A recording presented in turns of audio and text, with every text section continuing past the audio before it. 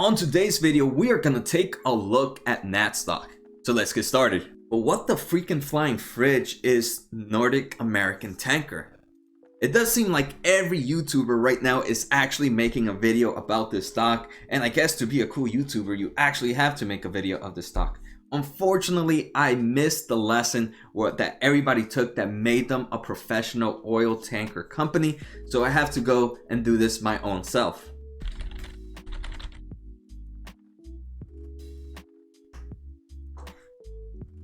Alright guys, obviously as you can see by this cheap suit jacket that I have on, I am now a professional oil tanker trader, like the rest of YouTube. Just kidding, I know pretty much nothing about oil tankers still, but I pretty much got the basics right now. So I just want to talk, I know there's a lot of people talking about this company right now. So I actually just want to share the overall basics of this company and what they do. And then the most important thing, I want to take a look at future growth for this company and past growth of this company and understand why there's such a big noise happening with Nat Stock. Hopefully it's Nat Stock. Nat Stock is fine to call it. Or people are going to be like, NAT Stock, fool. Nat Stock. Nat Stock. All day.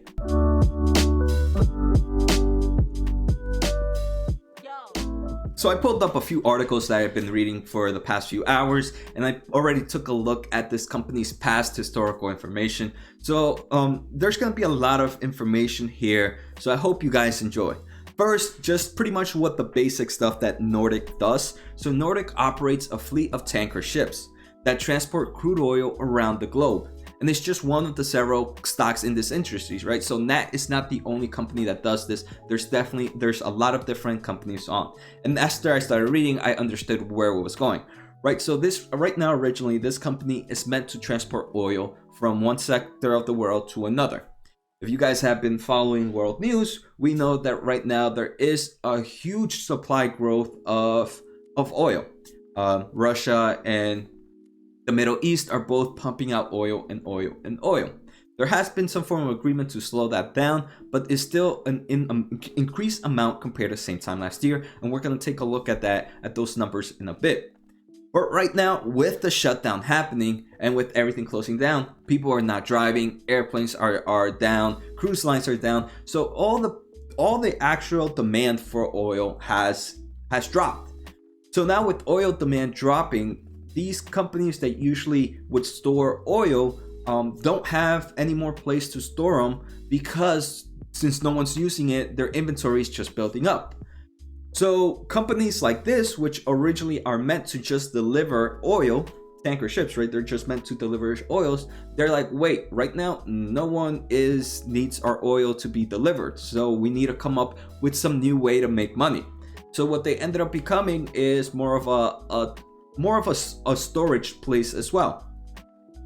So right now they're also working as more of a storage facility type of place to make sure that, hey, we're holding on to the oil until oil demand comes back up, and then we'll be able to continue our normal operations. And this is where this company is actually making a nice amount of money. But one thing to note is this conditions, the chances of it lasting forever is pretty low. I mean, so right now these companies, these tankers, are taking huge advantage of the current market, which again, that's more on their move, right? They're trying to build as much cash as they can while things are hot in their sector. All right, so now we understand why what this company is doing. We understand why this company is going up and going up pretty dramatically. But what I don't like right now is this is not something that's gonna keep going. So this to me, it just seems like it's something for a short-term trade. And if you guys have been watching my channel, I'm not much of a short-term trader. I'm more of a long-term investor. I'm not smart like these short-term traders. I'm kind of a dumb guy. So normally I keep with long-term investments on companies that I feel can make me money in the future. So I'm slow and steady type of guy. So here there is some pretty cool articles in the Motley Fool if you guys want to read through them. But I've just highlighted the important information that I got out of there.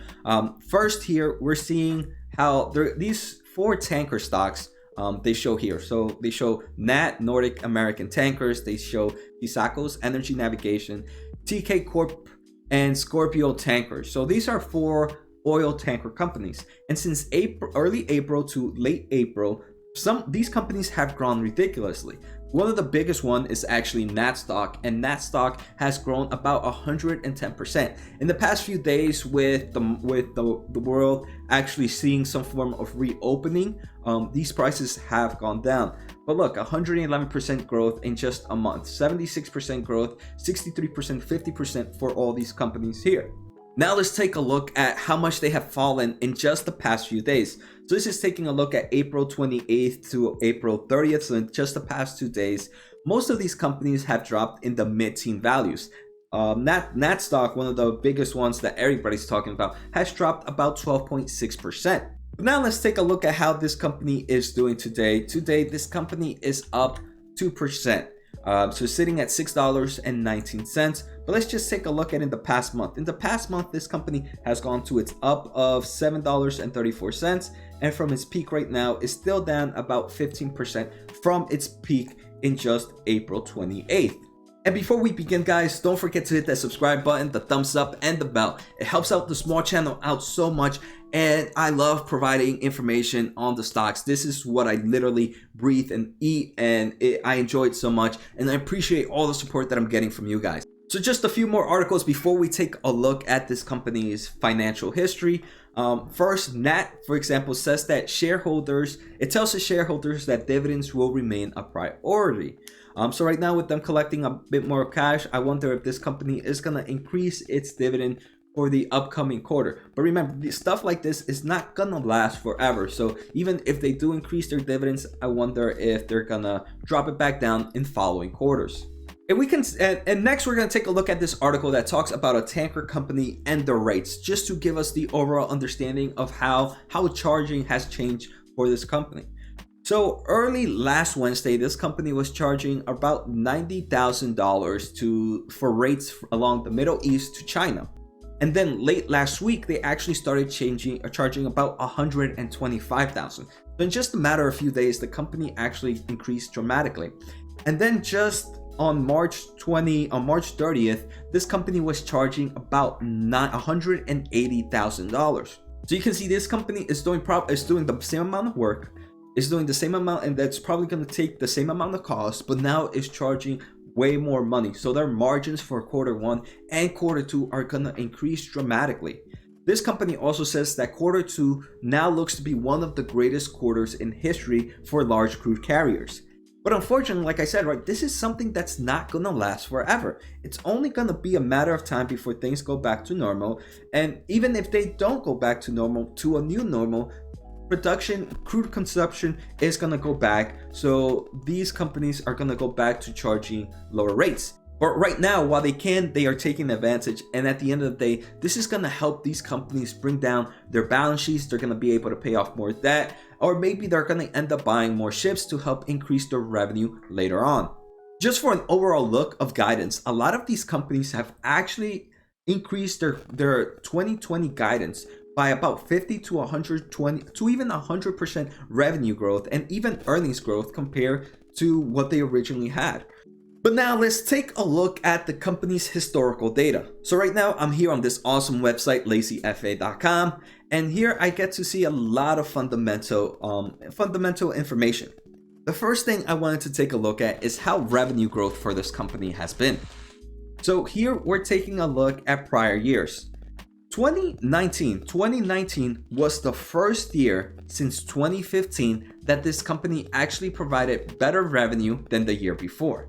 So we can see here 2015, this is actual revenue right here that I'm looking in the top left. 2015, this company provided more revenue than 2014. But then 2016 was a decline compared to 2015. 2017 was a decline in revenue compared to 2016. And the trend continues. 2018 was a decline compared to 2017. 2019 was the first year that actually has been a growing in form of revenue, but is still nowhere near as high as it made in 2015. I do think that 2020 is going to be a lot higher and we're going to see a growth there. But what about the future? What do they expect for 2021? The next thing I wanted to take a look at is this company's cash flow statement. So I feel like I get to learn a lot from where this company's cash flow comes from. Normally, on average, here on my top left, This is pretty much all the cash flow it does from its everyday activities, and on average this company makes money from its everyday activities. There's only been a few quarters where it's actually lost money, so that's a good thing. I'm pretty sure that this year they're gonna show a huge net cash flow from operations. But one thing I don't like is this company actually most of the years actually ends up selling its shares to build up equity. It did that in 2019, it did it in 2017, it did it in 2016, 2014, 13, 2012, 2011, 10, 29, 8, 7, 6, 5, 4. So if a company dilutes a share, what it ends up meaning is more shares end up going into the market. With more shares going into the market, the average earnings per share decreases. A good thing though, this company does provide some form of dividend to its investors. Not by much. We're going to see this company has a dividend yield of like 1%. And to me, I would have thought this would be a dividend play, but it's not even a dividend play either. All right, next I'm in this awesome website, Simply Wall Street. And here I wanted to take a look at this company's balance sheet. First, let's take a look. This company has about $400 million in debt. It currently has about $50 million in cash. So it has very low cash compared to its current debt. But again, with this company owning ships, tanker ships, it can use those assets as collateral for this debt. So that's not a bad thing. The only thing I'm actually kind of excited about is this company will probably be making more money this quarter and the next quarter. And if they're smart, they should actually be using that money to pay down this debt and make their balance sheet look a lot nicer. Because to me right now, this balance sheet does not look that nice at all. I'll probably put it a below average than what I normally see. All right, so next I'm here in seekingalpha.com. In Seeking Alpha, I use this website for a few things, but one of the main reasons when looking at a stock is I like to look at this company's forward PE ratio on money they're expecting to make in the next 2 years. In 2021, this company is expected to make a non-GAAP earnings per share estimate of about 86 cents. With 86 cents and the company's current price, this gives this company a forward PE ratio of about 7. 7 is actually pretty low for if I was investing in a tech company. Right? The forward PE ratio should differ for everybody depending on the type of company they're going. For me, for example, a tech company that's growing, a forward PE ratio of somewhere between 20 to 25 with a good balance sheet would be amazing. A purely growing company, a company that's just growing dramatically, can even go as high a forward PE ratio for me as high as 40, and I would be okay paying with it. But an oil stock, company that actually has had a once in a lifetime opportunity for the next few quarters to make a lot of money, but then after everything goes back to normal, things drop down. I'm not happy paying even a 10 forward PE ratio. A 7 is okay. Maybe if this was a 3 forward PE ratio, I would be kind of excited to pay for this company. But at the same time, right, what I saw about this company, this is not a growing company. It's only going to grow for the next 2 quarters, okay? So for me, this is more of a short-term trade play. If you believe the things are going to continue how they are, and you believe the oil demand is going to stay down, then in the short-term run, this company can actually provide good returns. With such a volatile market, though, we saw in just the past 2 days, it dropped about 15%. This is a very risky stock to be into. And like I said, I'm not smart enough to make money from this. I don't know when this is gonna end. I don't really see much growth for the company. I'm not a fan of oil stocks as a whole. So those are, again, that doesn't mean the investment is wrong. It just means it's not for me. If some investors might only be looking at a 1 month time frame, I'm here looking at a 5-year time frame. And for me, in 5 years, this company does not seem like it would make me money compared to the other companies that I have looking out there. So I hope you guys enjoyed today's episode. Let me know what you guys thought. Make sure to subscribe, make sure to like. I truly appreciate all the support that you guys are providing, and see you next time.